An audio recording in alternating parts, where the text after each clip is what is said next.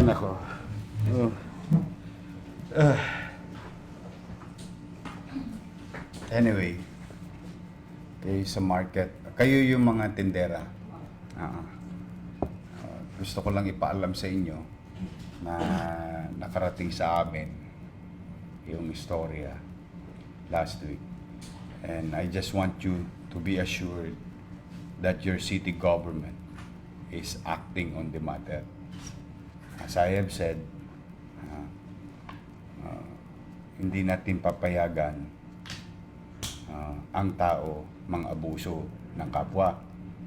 Ganon lalo pa na ang gobyerno mang-aabuso ng tao. Marami sila mga cheche boreche. Ang inahabol ko, yung pinaghirapan ninyo. Pinaghirapan nyo yun eh. Sa totoo lamang eh, biktima pa nga kayo ng kawalangyaan ng gobyerno eh. Kaya nga kayo nasa kalye. Dahil ang gobyerno, imbes na pangalagaan kayo, isinapribado yung... Anyway, that's water under the bridge. Ito, andito si Tresurera. Kasi pinababawi ko yung permit ninyo.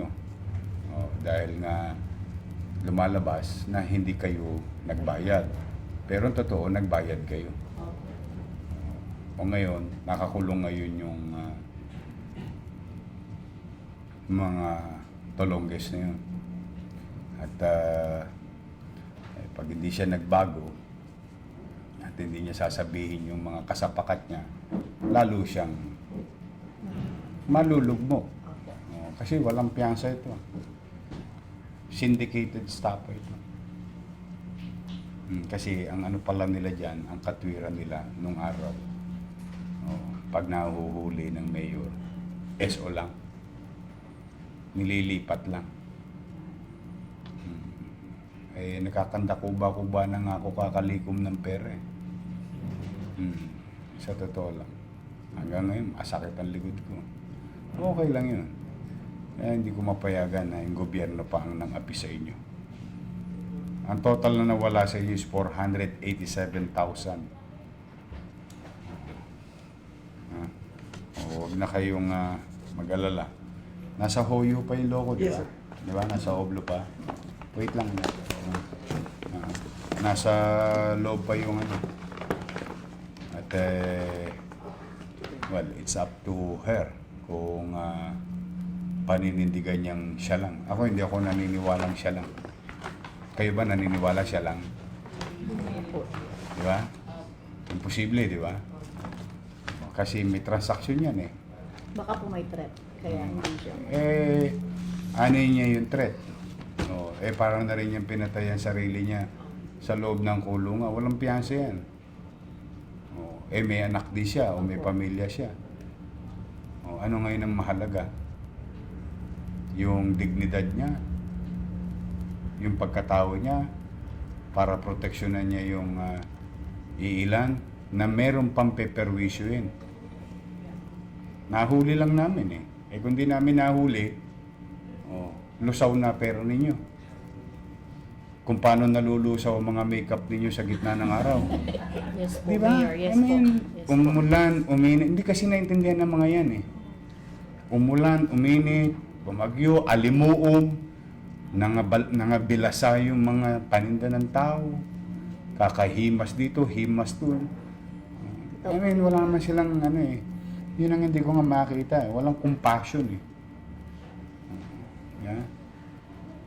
Ang masakit, gobyerno pa ang supposed to dapat yung takbuhan, yung gobyerno pa ang nagmalupit sa inyo. Hindi ko talaga, yun ang hindi ko maatim eh, na portion eh. Walang perpektong gobyerno, walang perpektong leader, walang perpektong tao. Pero kaya nga merong rule eh, yung simpleng tutok din lang.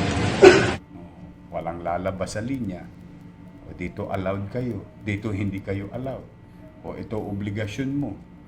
O, ito obligasyon ng... Di ba ganun lang, simpleng bagay lang yun eh. Opo. Hindi naman siya komplikado eh.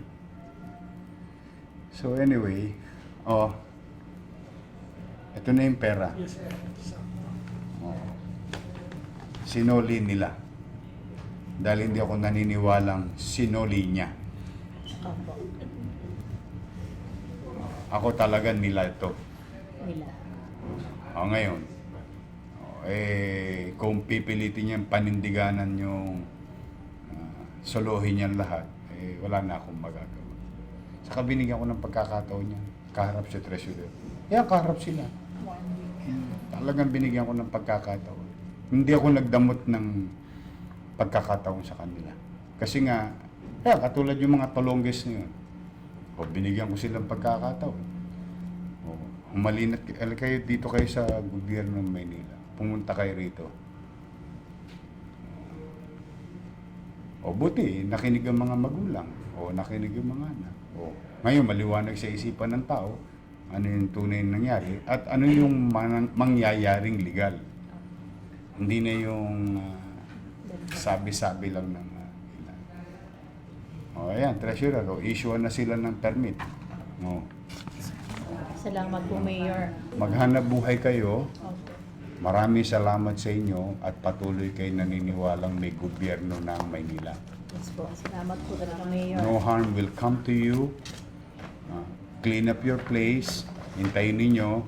From what I believe and I've learned, malapit na matapos yung gusali. Umasa kayo na yung ipinagkait sa inyo ay maibalik sa inyo. Kaya naman, titingnan ko maigi yun. Obligasyon ko yun sa inyo. Basta ang pakiusap ko lang, dahil nandun kayo sa lugar na pansamantala, Opo. hindi yun design para tindahan. Design nyo para daanan. Opo. Lilinisin nyo lang. Yun ang sabihin nyo sa mga kasama. At in return, mag-aayos naman kami bilang gobyerno. Pa-issuean lahat ng permiso. Ano naman yan? Kanya-kanyang may lista yan, di ba? May listahan po. Sige. Thank you for your trust. Paying your obligation is show of trust to your government. Hindi naman namin kayo pababayaan. In our own little way. Basta wag kayong maniniwala kung yung mga cheche boreche. Maniniwala. Dito sa pamahalaan. Ito ang pamahalaan. Ito ang pamahalaan ninyo. Ito ang gobyerno. Hindi si Pedra, hindi si Pedro, hindi si Eddie, hindi si Patty. Ito ang gobyerno. Dito, didinggin kayo. Ha? Yes po. Pasalamat kayo sa Diyos. Salamatan nyo din sila. O kayo naman, maging takdang aral na sa inyo yan. Kung gusto nyo silang tulungan, isakay nyo sila sa jeep. 750 lang ang kontrata. O gusto nyo isang bulig pa para special, hatid sundo. O isakay nyo sila lahat sa sakyan, dali nyo sila sa City Hall. O ikaw magbayad ng obligasyon sa sarili mo. Ikaw magbayad ng obligasyon sa sarili mo. Ikaw magbayad ng obligasyon sa sarili mo.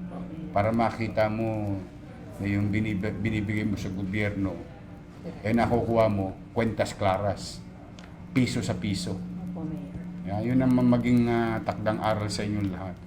Kasi baka may namaling nakagawian, akala natin tama dahil nakagawian. Ngayon, yun, biktima na tayo nung maling nakagawian. Saka na-expose ang tao. Kaya nga nag-uusap kami ni Treasurer nagpaplano kami na wala nang tatanggaping cash sa syudad para cheque sa cheque na lang. O kaya yung tinatapos natin yung online payment. Patapos na para walang cash transaction. Malayo ang lahat sa tukso. Sige, mag-ingat kayo. Sige, okay. Ingat Thank you po, Mayor.